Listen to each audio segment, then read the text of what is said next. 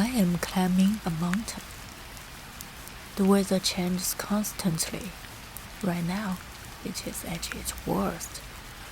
The wind is so strong, it's hard to stay upright. And rain runs down my clothes, soaking everything. I don't know where the summit is. I don't know how long I still have to climb. On this mountain path, I met 8 old men. They come from different directions. They speak in different ways. But all of them are teaching me one thing: how to keep moving upward. Later, I learned that there were the 8 major schools of Chinese Buddhism. To avoid the first old man coming down the mountain, I step aside on a tree root by the path. The rain has made it slick. I lose my balance. Just as I'm about to fall, the old man reaches out and grabs me. His expression is stern. He scolds me. If you stand where you shouldn't, of course you will slip. Suddenly, I feel wronged. Tears mix with the rain and slide down my face. Why you are crying? He asks. Look carefully. Have you really been walking on the right path all this time? I freeze. I turn around and realize I have strayed far from the trail. His voice sounds again behind me. On a mountain road, not every place you can walk is a place you should walk. Some shortcuts look easier, but they are actually more dangerous. With that, he leaves, taking only those words with him. Back on the trail, the rain no longer feels so aggressive. I'm thinking about moving faster while I can, but I almost miss another old man, laughing softly by the side of the road. Slow down, child, he says. How can I reply. I'm still so far from the summit. Why think about the summit all the time? He asks. But if I don't think about the summit, how can this be climbing? Then lower your head, he says. Look at yourself. I do as he says. Between the stone steps, green moss has grown thick and lush, nursed by the rain.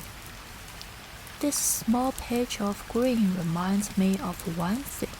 I am here. When I lift my head again, the old man is gone. The third man looks very modern. He wears a full exoskeleton suit, carries a large hiking bag, and walking uphill with ease.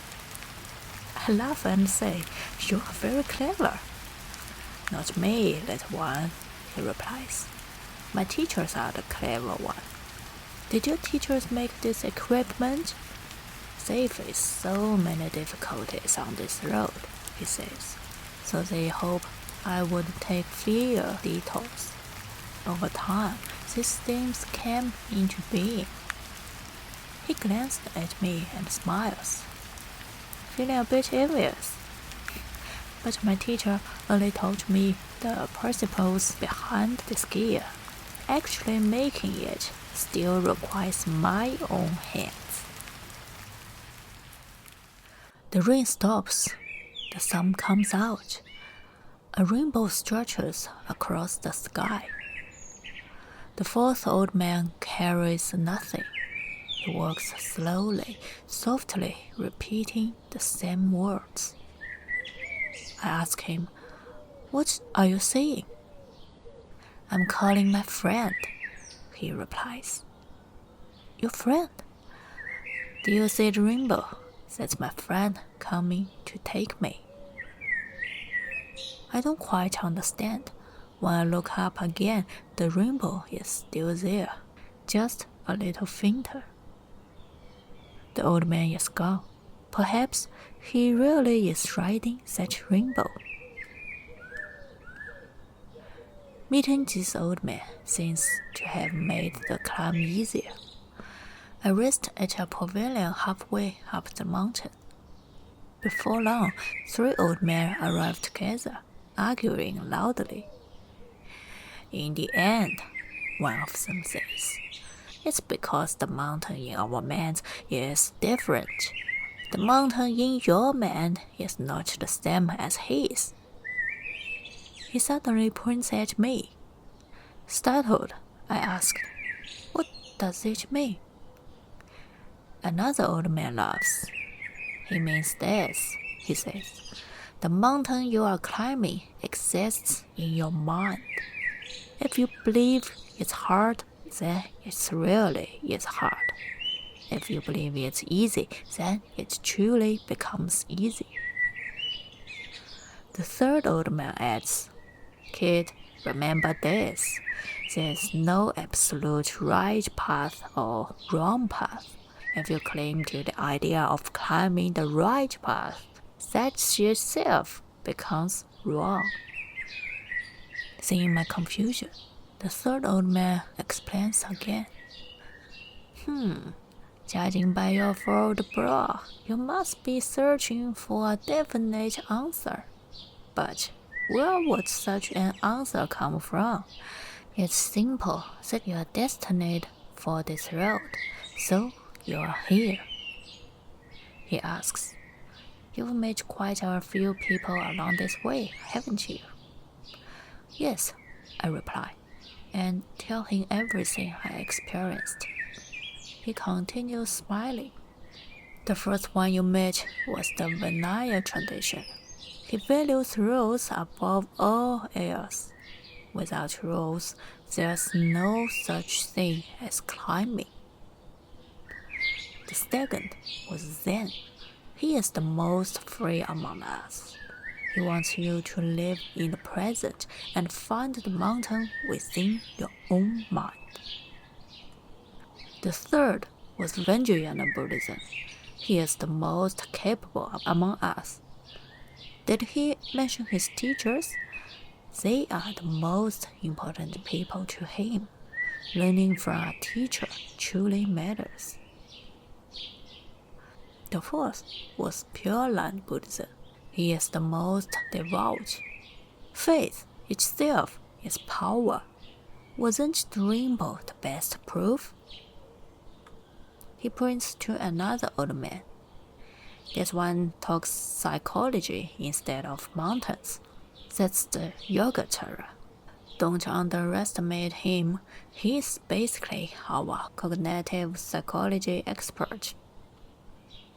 Then he gestures to the last one, and this one is Madhyamaka. He climbs to nothing, not even to emptiness itself. The world arises through cause and conditions. No absolute birth, no absolute death. This is the middle way he upholds. I nod slowly, understanding at last. Then I ask, what about you? Which view do you support? He laughs. I'm Tiantai, he says. I believe everyone is right. Different paths suit different people. Why argue over right and wrong? I think a moment and say, then you must be the most learned. Not at all, he replies. Look at the sky. I look up.